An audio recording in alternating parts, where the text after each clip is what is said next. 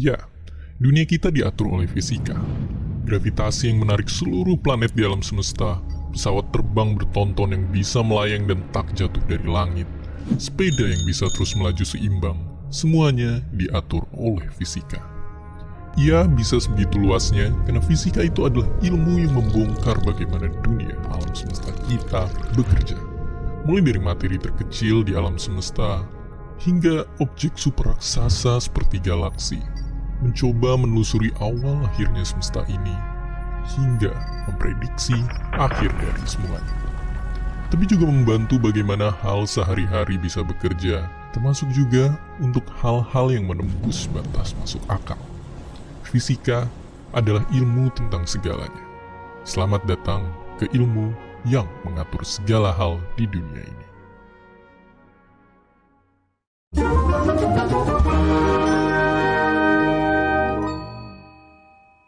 Bayangkan mempelajari fisika itu kayak kalian menjadi detektif. Dengan jejak-jejak yang ada, kita menelusuri kenapa suatu fenomena bisa terjadi. Begitulah cara Newton menemukan bahwa dunia ini diatur oleh kekuatan hebat tak terlihat bernama gravitasi. Ia hanya mencoba menjadi detektif, tapi kasusnya adalah alam semesta. Itu baru satu, masih banyak yang lain. Tapi alam semesta memang sudah begini apa adanya dari awal. Hanya kitalah yang perlu menemukan peraturan-peraturannya dengan terus mengikuti jejak-jejak misteri yang ada, seperti halnya Newton. Dengan semakin banyaknya peraturan alam semesta yang kita temuin, makin banyak teknologi yang bisa kita ciptain buat hidup kita. Tapi sebelum kita lanjut, coba jawab satu pertanyaan ini. Apa yang kalian bayangin kalau ngedenger kata sihir? Mungkin yang kalian bayangin tuh kayak begini. Tapi percaya nggak percaya, lewat fisika sebenarnya sihir beneran itu bisa diciptain. Wifi, GPS, atau telepon itu nggak kelihatan. Tapi hal yang nggak kelihatan ini bisa bikin kita ngomong telepati sama orang di bagian dunia lain tanpa ada sambungan apa-apa. Begitu halnya juga ratusan manusia yang bisa terbang kayak burung, atau kereta kuda yang bisa jalan tanpa kuda, atau sebuah benda yang bisa bicara. Itu semua adalah sihir. Dan ternyata yang menakjubkan adalah itu hanyalah bagaimana alam semesta bekerja. Lewat para detektif hebat dan senjatanya bernama fisika, kita berhasil menemukannya. Dan yang lebih menakjubkannya lagi, masih banyak lagi sihir yang belum kita temukan di alam semesta ini. Oke, jadi fisika itu luas banget. Tapi kalau mau belajar dari mana kita mulainya? Ayo kita mulai dari sini. Fisika klasik dengan tokoh pencetusnya Isaac Newton. Wilayah ini adalah yang paling sering diajarin di sekolah dan merupakan cabang fisika yang sangat berguna di keseharian kita. Lewat cabang-cabang ini, dunia ibarat mesin yang udah kita ketahui rahasianya. Segala hal di dunia ini bisa kita prediksi lewat fisika. Sampai tahun 1900-an, inilah batas bagaimana kita memandang alam semesta. Tapi lalu, hal misterius terjadi. Planet Merkurius mengitari matahari lebih cepat daripada yang seharusnya, begitupun juga banyak hal-hal aneh yang terjadi di skala sangat kecil. Para fisikawan menduga ada jejak yang menunjukkan bahwa ada sesuatu yang lebih besar di luar sana, sesuatu yang bahkan gak bisa dijelasin oleh fisika klasik. Para detektif fisikawan pun mencoba menelusuri jejak ini. Dan benar saja, mereka menemukan dua wilayah baru fisika yang belum terjamah dan super gila. Relativitas dan fisika kuantum. Relativitas ditemukan oleh sang jenius Albert Einstein.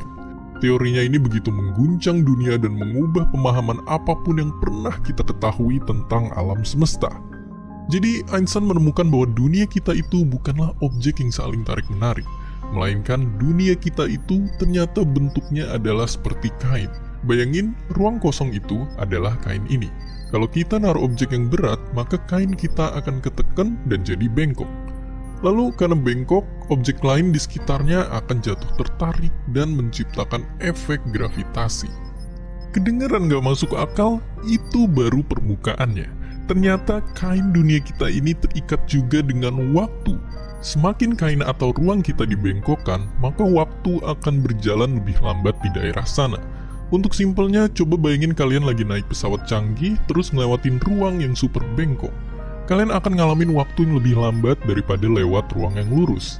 Intinya, waktu itu bahkan ternyata bisa dibengkokkan dan dimanipulasi. Relativitas inilah yang berhasil memecahkan misteri permasalahan orbit Merkurius yang aneh sampai memungkinkan kita punya GPS yang super akurat. Tapi di medan lain, banyak para detektif juga menelusuri kebalikannya. Fisika kuantum menelusuri bagaimana dunia super kecil yang menyusun kita semua bekerja. Lagi-lagi yang mengejutkan, ternyata banyak hal tidak masuk akal terjadi di dunia yang super kecil ini. Contohnya, sebuah objek, yaitu elektron, bisa berada di dua tempat yang bersamaan, dan juga bisa punya dua wujud sekaligus. Ya, gila banget. Meskipun kedengarannya kayak film-film fiksi, tapi layar yang kalian lihat sekarang dan komputer yang merupakan basis peradaban modern, bisa lahir karena pengetahuan kita di dunia kuantum. Tapi lalu tantangannya di dunia super kecil ini, banyak peraturan di fisika klasik dan relativitas tidak bekerja. Ini menimbulkan permasalahan di mana pemahaman dunia kita masih kayak puzzle yang belum lengkap. Maka sampailah kita di jurang misteri alam semesta kita saat ini. Para detektif masih terus menemukan teori yang bisa menggabungkan segalanya. Belum ada yang berhasil hingga saat ini. Masih banyak jejak-jejak misterius yang tersisa, yang salah satunya menunjukkan bahwa kita hanya baru menemukan 5% dari peraturan alam semesta ini. Jika kebanyakan detektif alam semesta adalah orang-orang luar, temui detektif semesta dari Indonesia. Pak Hussein Alatas ini mencintai fisika berkat guru SMP-nya yang mendeskripsikan fisika sebagai sebuah misteri yang besar. Lalu karena penasaran, ia akhirnya bahkan sampai beli dan membaca buku-buku fisika tingkat kuliah. Tentu saja ia tak paham saat itu, apalagi rumus-rumusnya. Tapi ia terus membaca dan membaca tanpa memusingkan satupun perhitungan. Karena begitu terpukaunya ia dengan misteri-misteri alam semesta ini yang belum terpecahkan. Dan di belakang buku-buku itulah Pak Hussein menemukan deretan nama.